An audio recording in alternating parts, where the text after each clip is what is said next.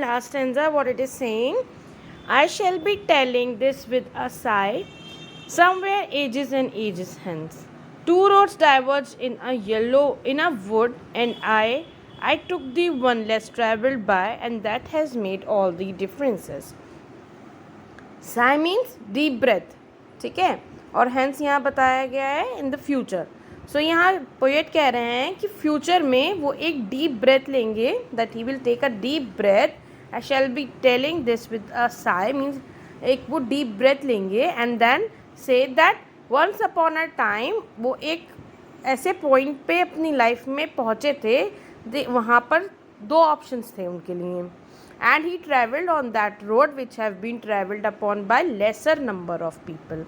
लिखा ना, two road diverge in a wood and I took the ones less travelled by.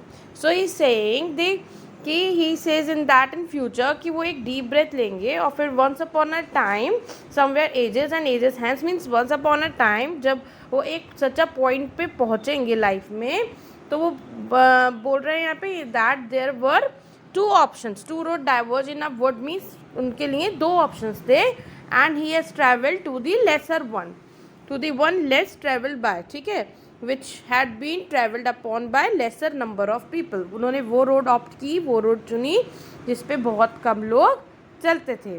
So that decision of his decided his future. तो उनका उस decision ने उनका future decide किया. और सिमिलरली उनके फ्यूचर में सिमिलरली आप जब फ्यूचर की बात हो रही है यहाँ पे, तो व्हेन यू ग्रो अप, जब आप बड़े होते हो तो आप देखते हो कि once upon a time when you were young you had two options, ठीक है. यहाँ पर चॉइसेस की बात हुई है कि आपने कब क्या चॉइस बनाई है, ठीक है. और वो एक बहुत स्ट्रॉन्ग मैसेज है सारे स्टूडेंट्स के लिए, that you should be wise and careful while making choice out of options that you have in your life, because आपका फ्यूचर जो है वो उस चॉइस पे डिपेंड करेगा जो आप आज बनाएंगे, ठीक है. जो भी आप रास्ता आज चुनेंगे उसी पे आपका फ्यूचर डिपेंड करेगा, उसी पे आपका फ्यूचर रिलाई करेगा.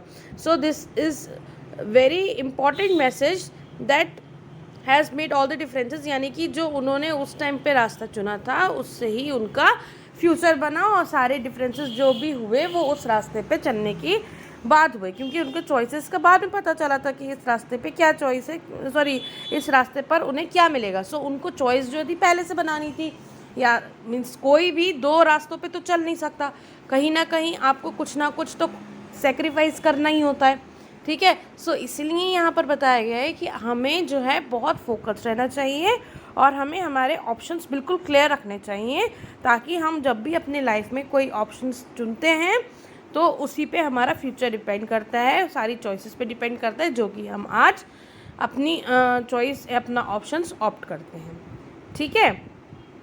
सो here we end up with the poem. So यहाँ पे राइम स्कीम कौन सी है, ए बी ए ए बी.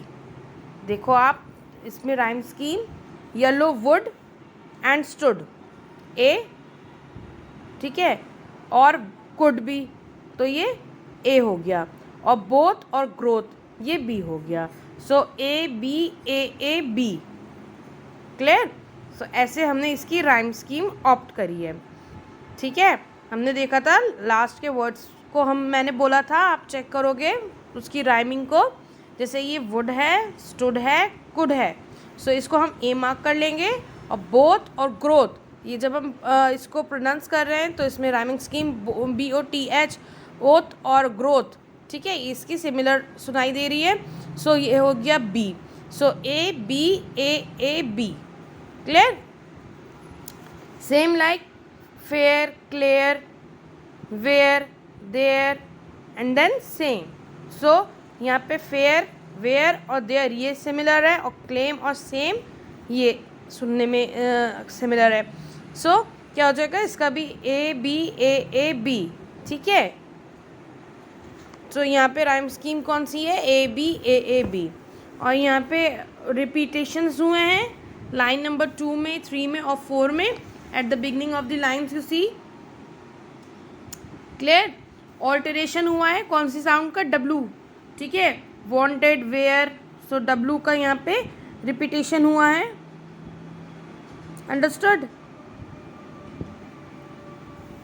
और एफ साउंड भी यहाँ पे रिपीट हुई है फर्स्ट और फॉर में देखो, और फिर टी एच रिपीट हुआ है, दो, दैट, क्लियर।